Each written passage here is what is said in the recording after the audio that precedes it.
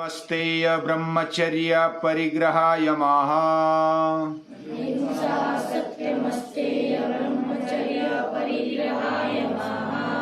जाति देश काल समयावच्छिन्ना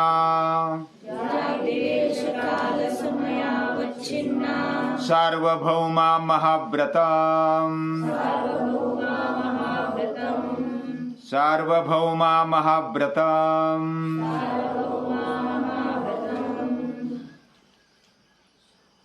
हमने कल देखा कि ये जो यम और नियम है इसका पालन हमारे जीवन में व्रत लेकर होना चाहिए। यानी कुछ हमने तय करना चाहिए कि ये जीवन में आवश्यक है, करना है।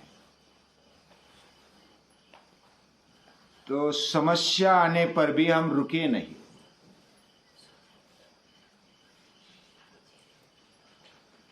और सभी समय यानी सभी जातियों में, सभी जातियों के बीच या तो अलग अलग जन्मों में भी, सभी स्थान पर, अलग अलग देश में, प्रदेश में जाए तो भी, और मृत्यु के समय भी, मृत्यु का समय भी आ जाए तो भी, और कभी दुख का, कभी सुख का, कभी अलग अलग संकटों का समय आता है, उस समय भी ये यम नियमों का व्रत पालन करना छोड़ना नहीं चाहिए। अनवच्छिन्ना, न टूटने वाला जो होता है, सार्वभौम यानी सभी स्थान पर, सभी ओर से भरा हुआ, ऐसा जो व्रत होता है वह महाव्रत है। अहिंसा, सत्य, अस्तेय, ब्रह्मचर्य, अपरिग्रह, ये तो अभी आगे भी उसका थोड़ा बहुत हम देखेंगे। लेकिन जैसे पूजनीय दादाजी ने कहा कि हमें दैवी संबंध बांधना है, दैवी संबंध बांधकर हमारे कुटुंब में और पूरी दुनिया में, तब हम यम नियमों का पालन बहुत ही अच्छी तरह से अनायासी कर पाते हैं। इसमें ऐसी दृष्टि अगर रखेंगे, यस्तु सर्वाणि भूतानि आत्मैवाभूद्विजानतः तत्र को मोहक शोक एकत्वमनुपश्यतः यस्मिन् सर्वाणि भूतानि आत्मन्येवानुपश्यति सर्वभूतेषु चात्मानं ततो न विजुगुप्सते। ईशावास्योपनिषद में ये मंत्र कहा गया। इसमें अगर हम अपने आप को बाकी भूतों के, प्राणी मात्रों के समान आत्मरूप हम मानते, यानी कि मेरी आत्मा वही प्राणी की आत्मा है, ऐसा हम मानते हैं, तो उसमें फिर किसी की घृणा कैसे आ सकती है, किसी की हिंसा कैसे की जा सकती है, किसी से चोरी कैसे की जा सकती है, किसी से झूठ कैसे बोला जा सकता है। ऐसी भावना अंतःकरण की होनी चाहिए, तब ये बात बनेगी। किसी से कैसे वस्तु बिना पूछे ली जा सकती है? अगर वो अपना ही है तो कोई ऐसा मानेंगे कि बिना पूछे लेने से क्या होगा, फिर वो तो अपना ही है ना। लेकिन यही तो सामंजस्य है, यही अंडरस्टैंडिंग है, यही समझदारी है। आपस में अगर साथ में रहना है तो हमें यम नियमों का पालन करना चाहिए। और यम नियमों का पालन ये अगर फाउंडेशन में होता है तो हमारा जीवन बहुत ही अच्छी तरह से आगे बढ़ता है, मन भी स्वस्थ रहता है और हमारा शरीर भी स्वच्छ शुद्ध रहता है। जैसा हम एक जगह पर बैठते हैं तो शांति से बैठना भी आना चाहिए। अगर युद्ध करते हैं तो युद्ध करना भी आना चाहिए। अब इसमें अहिंसा का या तो एक एक जो यम है उसका कैसे अर्थ लेना, एक छोटी सी कहानी बताता हूं। एक बहुत ही बुद्धिमान राजा था और बहुत समझदार था। वह अच्छी तरह से राज्य भी चलाता था। एक समय एक साधु आ गए उस राज्य में, और जो साधु थे वो अहिंसा के पुजारी थे। वह पहले आए तो एक पेड़ के नीचे बैठ गए पत्थर पर और अहिंसा की बातें करने लगे। अहिंसा ही हमारे जीवन को संवारती है, शांति देती है, सब कुछ देती है, ऐसा वो बताने लगे। अहिंसा परमो धर्मः, अहिंसा ही परम धर्म है, ऐसा बताने लगे, कहानियां बताने लगे रात दिन, और पूरा उनका फिर स्वागत होने लगा। बहुत ही अच्छे साधु है। लोग जुड़ते गए। पहले तो बूढ़े आदमी जुड़ गए, फिर युवान भी जुड़ गए, फिर सारा समाज जुड़ने लगा, महिलाएं जुड़ने लगी। बाकी जो पूरा समाज में जो भी कोई था वो जुड़ने लगा, और उसके साथ साथ सेना भी जुड़ने लगी। सेना भी, सैन्य भी खाली समय उनके साथ बैठता और अहिंसा की बातें करता। तो अहिंसा ये जीवन में परम श्रेष्ठ है, ऐसा वो बताने लगे। तो सैन्य भी आने लगा, तो उन्होंने हिंसा करना, मारना पीटना छोड़ दिया। कोई भी आक्रमण करता या तो कोई अत्याचार अनाचार करता तो वो भी कम होने लगा, यानी उनका प्रतिकार करना कम होने लगा। तो बाकी राज्य वाले क्या करने लगे, आसपास के जो राज्य वाले थे, लोग थे, वो अत्याचार करने लगे, चोरी चपाटी करने लगे, लूटमार करने लगे। तो ऐसा बढ़ गया। बढ़ जाने के कारण इनको कैसा समझाया जाए, साधु महाराज को कैसा समझाया जाए, ऐसा राजा को बड़ा प्रश्न हुआ। वो बेचैन हो गए कि क्या करना अभी। साधु महाराज तो वैसे झूठ नहीं बताते, फिर भी कभी कभी राज्य चलाने के लिए, व्यवस्था रखने के लिए, हमें शांति से जीने के लिए हिंसा की भी जरूरत होती है। और ये तो अहिंसा के पुजारी है, किसी को कुछ नहीं करना, ऐसा उन्होंने मान लिया। और सभी लोग भी मान रहे, सेना भी मान रहे, विशेष करके लोगों ने मान लिया तो ठीक है, सेना ने मान ली, वह भी अहिंसा पालने लगी। तो एक दो बार समझा के देखा साधु महाराज को, लेकिन साधु महाराज समझे नहीं। तो जो मंत्री थे उन्होंने एक युक्ति लगाई। होशियार मंत्री भी होशियार थे। एक शेर को कुछ युक्ति लगाकर उसको लेकर आए एक रात में, और साधु महाराज की कुटिया थी। कुटिया के नजदीक दो पेड़ थे, और दो पेड़ इतने नजदीक थे, थोड़ी सी उसमें जगह थी। तो शेर ऐसे युक्ति से लाया,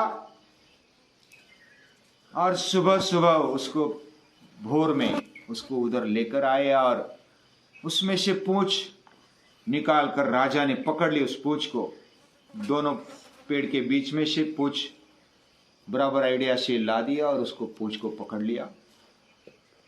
अभी वो शेर था ना, उसको अगर आना है राजा की तरफ तो पूरा घूमकर आना पड़ता, और पेड़ के कारण वो आ नहीं सकता था। तो पूंछ पकड़ ली। पूंछ पकड़ने के कारण शेर दहाड़ने लगा। शेर दहाड़ने लगा तो साधु महाराज सुबह सुबह उठ गए और देखने लगे इधर उधर, ये क्या, कौन सी दहाड़ है। तो शेर की दहाड़ सुनने पर वो तो पहले तो डर गए, फिर बाहर आ गए। फिर ये प्रकार देखा कि राजा ने पूंछ पकड़ कर रखी है। तो राजा जी बोले, हे साधु महाराज, अच्छा हुआ आ गए। शेर आपकी तरफ ही आने वाला था तो मैंने पूंछ पकड़ ली और इसको पकड़ के रखा है। अगर मैं छोड़ूंगा तो ये आपको भी खा सकता है, मेरे को भी खा सकता है। तो साधु महाराज ने कहा कि मैं तो अहिंसा का पुजारी हूं,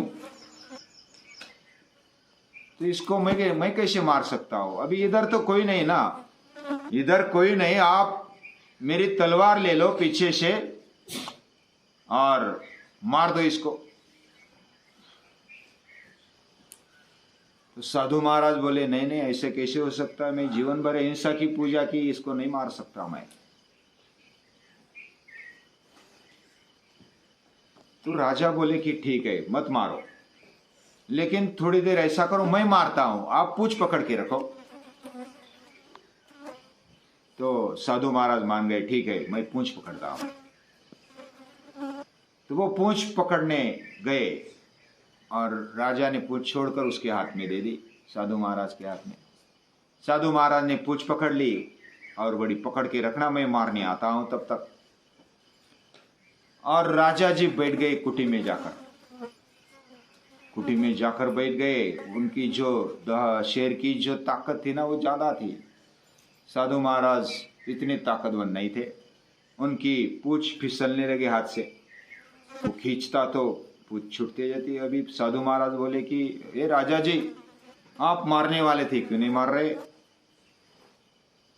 तो राजा जी बोले हे साधु महाराज, आपने बोला था कि अहिंसा परमो धर्म, किसी की हिंसा करना तो पाप है या तो अच्छी बात नहीं है, तो मैं नहीं मारूंगा अभी।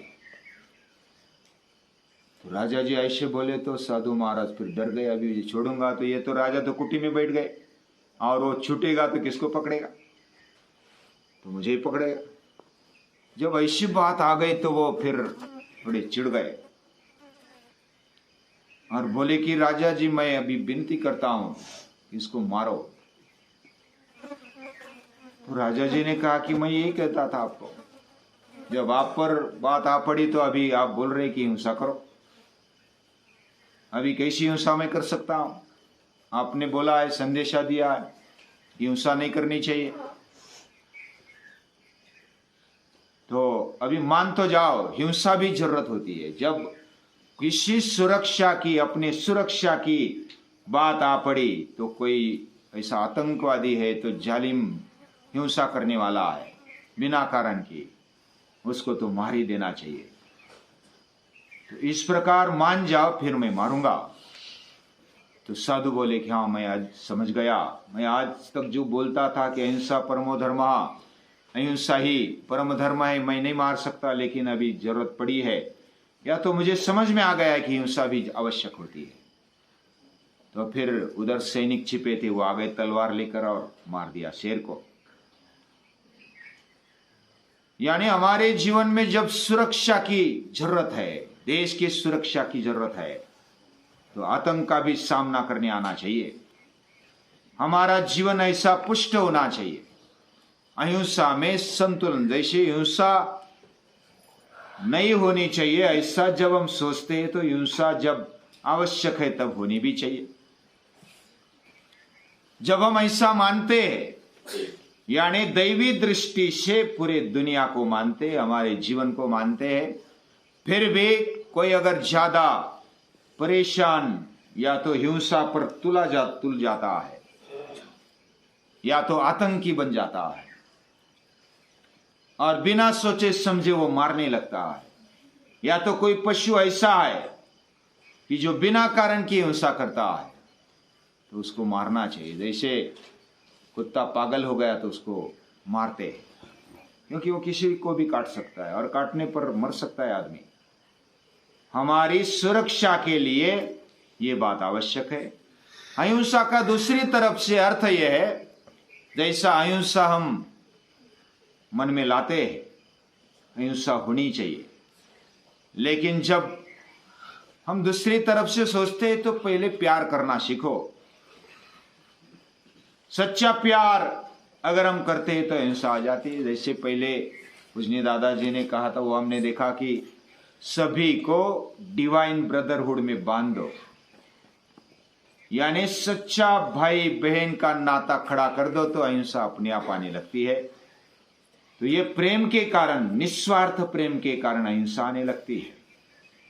लेकिन जब पूरे समाज के हित के लिए, यानी मेजॉरिटी के हित के लिए देश के हित के लिए, संस्कृति के हित के लिए अगर मारना भी पड़े तो मारना चाहिए, ये भी एक धर्म है।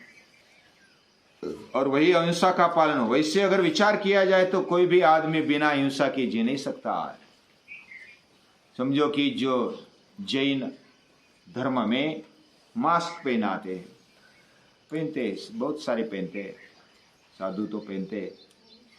जीव जंतु भी मुझसे मारे न जाए, यानी मुझसे न मारा जाए, वो इतनी चिंता करते, करनी भी चाहिए। लेकिन क्या हम खाना पीना छोड़ देंगे, चलना छोड़ देंगे? पांव से अगर चप्पल भी निकाल देंगे तो पांव तो चलने के लिए चाहिए ना। तो पांव के नीचे बहुत चींटियां या तो बहुत सारे जीव जीवाणु मर जाते हैं। हम खाते हैं तो बैक्टीरिया खाते हैं, या तो धन धान्य खाते हैं तो उसमें भी जीव जीवाणु होते हैं। हम जैसे बैंगन खाते हैं, पोटैटो खाते हैं, या तो कुछ सब्जियां खाते हैं, तो वो जीव ही है ना। अगर ऐसे विचार किया जाए तो हम बिल्कुल हिंसा नहीं करेंगे तो कैसे जी पाएंगे?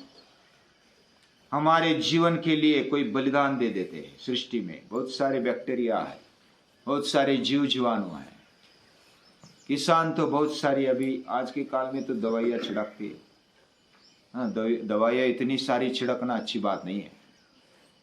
निसर्ग को साथ लेकर चलना चाहिए, उसमें भी अलग अलग उपाय है। यानी कीटकों को कैसे भगाया जाए, वो कभी विषय निकलेगा तो हम लेंगे। लेकिन अहिंसा का भाव हमारे मन में होना चाहिए। फिर भी बिना हिंसा के हम जी नहीं सकते, हमारी मजबूरी है, मर्यादा है। मन में यह भाव होना चाहिए कि मेरे कारण किसी को तकलीफ ना हो, लेकिन मेरे जीवन पर या तो सुरक्षा पर कोई आंच आ जाए, क्योंकि मैं बड़ा कार्य करना चाहता हूँ, भगवान आपका कार्य करना चाहता हूँ, संस्कृति का कार्य करना चाहता हूँ, तो मुझे जीवन चाहिए, मुझे जीना है।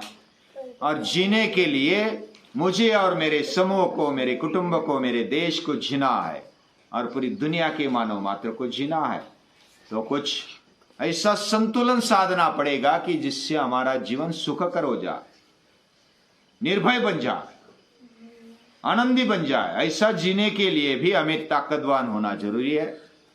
और ये अर्थ समझना, धर्म को समझना इसलिए बहुत पेचीदा बात है, कठिन बात है। इसलिए सारासार विवेक की आवश्यकता है, और वो विवेक योग से आता है। महर्षि पतंजलि हमें समझाते क्या करना चाहिए, क्या नहीं करना चाहिए, उसको सही तरीके से समझेंगे और समझकर अपने जीवन में लाएंगे। वही उनको नमस्कार है, प्रणाम।